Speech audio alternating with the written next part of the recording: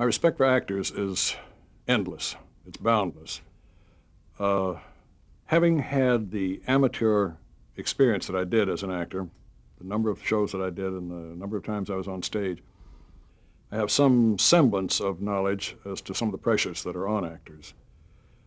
And that has been very important in setting my attitude on a set, film set or a television set, as the case may be. And that is, I want as relaxed a set as possible.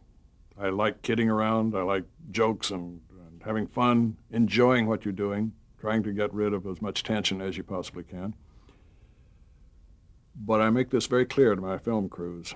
When the actors are on the set, rehearsing, or they're made up and ready to go and they're ready to start shooting, I want absolute, unqualified silence. I don't want people moving around unnecessarily. I don't want them whispering. I don't want them talking.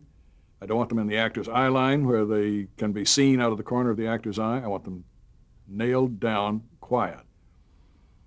And I insist upon it. I've generally found that very early on, if somebody transgresses that rule, one real screaming, raging shout from me will quiet them down for the rest of the picture.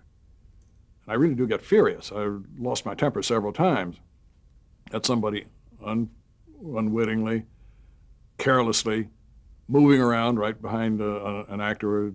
An actor can see him, or whispering, or talking, or doing something, or dropping something they shouldn't have in their hands at all. And I really get angry. I don't have to do it very often.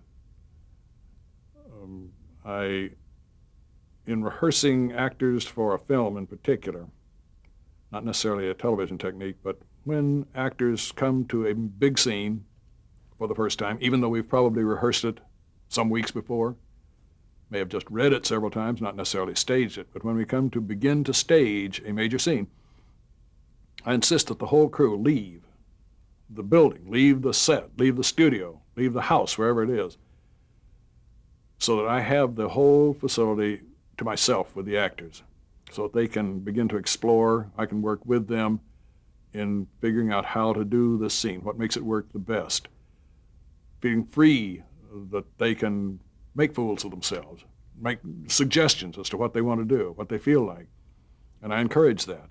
And out of that, and I have, prior to that, have made very specific notes as to how I think the scene should go, how it's to be staged. I've made notes in my script as to how I want to block it.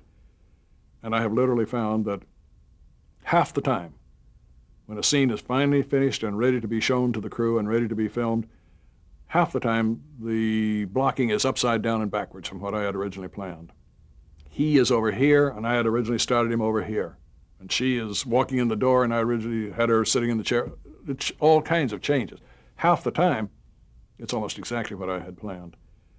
But I'm happy with it. They're happy with it. They feel comfortable and ready to show it to the cameramen and to the technicians who need to see it, to walk it as many times as necessary, to mark the spots, to mark the furniture, to mark the camera moves, then let them go and rest and relax and look at their lines and get their makeup touched up. And that's when I can have fun with the crew and kid around with them, even while the lights are being set.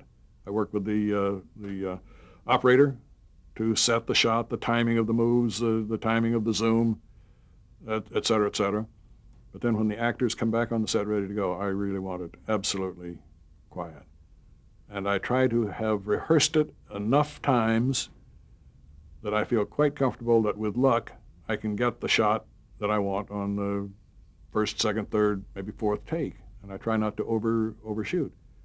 At times I've had to go 18, 20, sometimes more shots to make something work properly. But I try to avoid that as much as possible, to try to catch the actors at the moment when they are ready to give the most.